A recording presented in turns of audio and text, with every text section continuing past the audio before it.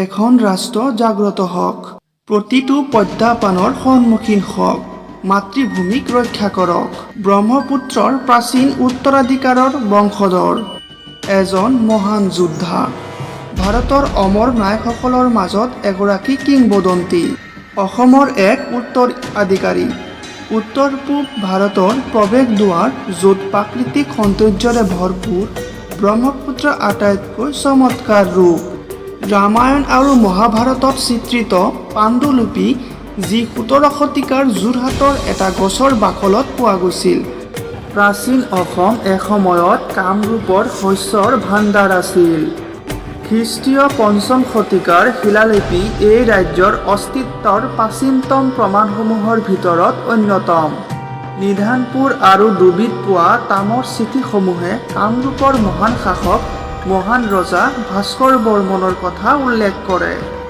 ১২২৮ খ্ৰীষ্টাব্দত সাহসী ৰাজকুমাৰ চুকাফাই আহোম ৰাজ্য প্ৰতিষ্ঠা কৰিবলৈ ব্ৰহ্মপুত্ৰ উপত্যকাত প্ৰৱেশ কৰিছিল।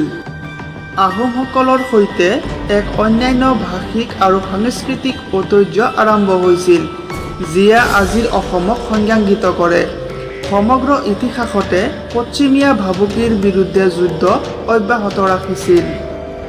তাৰ পিছতে আহিলে এক কলা দিন। ১৬৬২ চনত জানুৱাৰী মাহৰ অপৰাজিত মীৰ জুমলাই ব্ৰহ্মপুত্ৰ উপত্যকা আক্ৰমণ কৰে আৰু নিম্ন অসম দখল কৰে।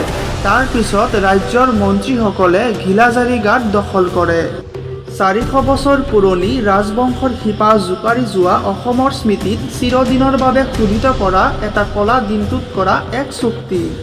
ৰজাৰ একমাত্ৰ সন্তান, তেওঁৰ কন্যা মোগল সম্ৰাটৰ হাৰেমত যোগদান কৰিবলগীয়া হৈছিল। আহোম কোষাগাৰক দৰিদ্ৰ কৰি তুলিবলৈ এক অপমানজনক চুক্তি আৰোপ কৰা হৈছিল।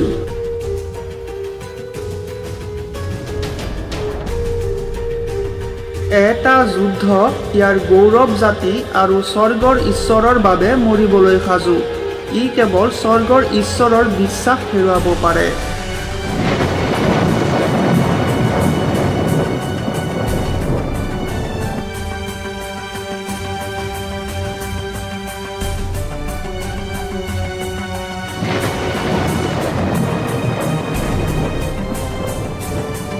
হাতত হেংদাং লৈ দৃঢ় বিশ্বাসেৰে বীৰ লাচিত বৰফুকনে শৰাইঘাটৰ যুদ্ধত নেতৃত্ব দিছিল। ১৬৭১ চনৰ দীঘলীয়া প্ৰস্তুতিৰ নিৰ্ণায়ক সময় আহি পৰিছে। আহোম সেনাৰ সাহসে শিখৰ স্পৰ্শ কৰিছে। বীৰ লাচিত বৰফুকনে আগবাঢ়ি গৈ স্বৰ্গীয় দেৱতা, ৰাষ্ট্ৰ আৰু জনসাধাৰণৰ প্ৰতি তেওঁৰ কৰ্তব্য পালন কৰিছিল।